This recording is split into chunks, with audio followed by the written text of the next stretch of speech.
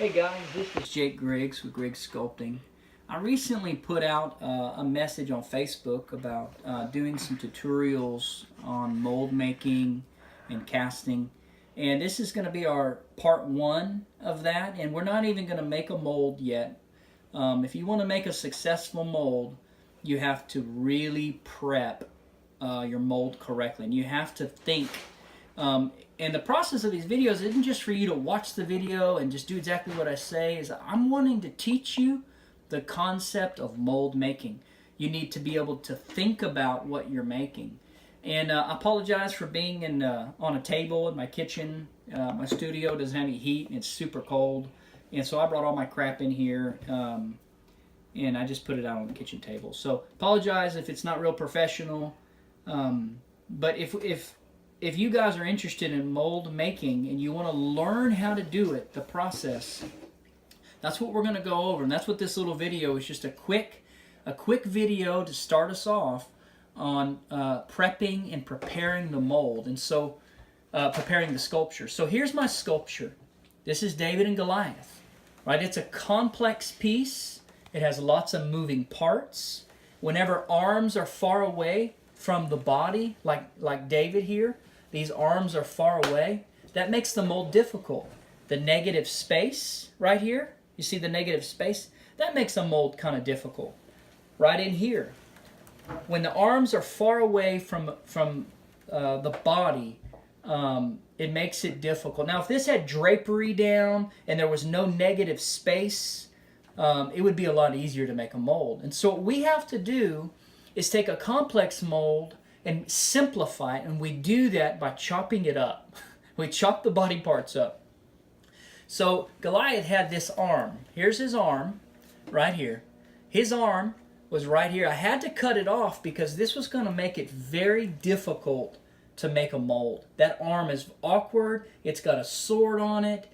So I had to cut it off, and I use this little square rod as kind of a registry key. And I fit it in here. That way I can always have when I cast this, I'll have a place to put it back into the hole on Goliath's arm. And it'll fit real nice and clean. Like so. And then we'll pull it off like that. And so I do this because this really does help when you've cast. You're going to want to glue these back together or epoxy them. Even if you're casting for wax, for bronze, you're going to want to have something that's stable in there that will fit into like a hole, a registry hole. So we have to make 2 molds off of Goliath here, and we're actually probably going to have to cut his other arm off.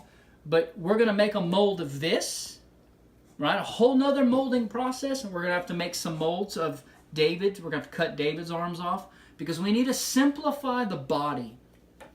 And that will make a quick, easy 2-part mold. And what we'll do is we'll create a dividing line up from his leg all the way up his body, where we eyeball it up and we think about the easiest way to separate a half. So I'll take a black Sharpie marker and I'll draw it all the way down, even in the center of his legs. I'll divide it up, and even up in his skirt. Or under his skirt.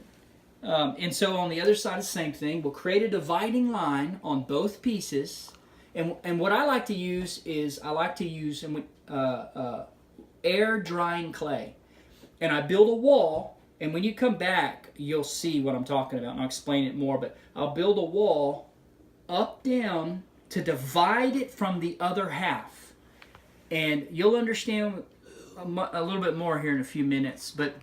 And we'll build up the layers of silicone on this side and a mother mold. And so what we're doing is we're simplifying it. We're making it a 2-part, and it'll be basically easy. And you may be confused right now, like I don't even know what he's talking about. But when you come back, I'm going to have a bunch of this already prepped and ready so you can see it. I'm probably not going to have you watch me do it because it's hours of work. I'm going to take the video and I'm going to have it ready for you.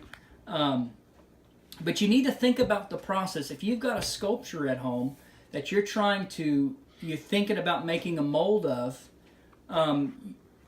you need to think logically about it. think backwards. Think about how would I, if I made a mold, how would I get it out of the mold? And that would help you, that's going to help you a lot. You have to think when you're making these. And I realize you guys out there are making your sculptures and you don't want to ruin them. And it's very scary when you make a mold. So you have to think, and if you want to send me some questions or send me some emails or comment at the bottom, I'm happy to give you some advice if you're seeking, or if you've got questions. And if you will, this will be a really fun project if you guys stick with me. So we'll be back in a few minutes. Please like and please subscribe to my YouTube channel. Please comment below. I think you guys, I'm happy to answer any of your questions. And I really appreciate you guys listening to these videos.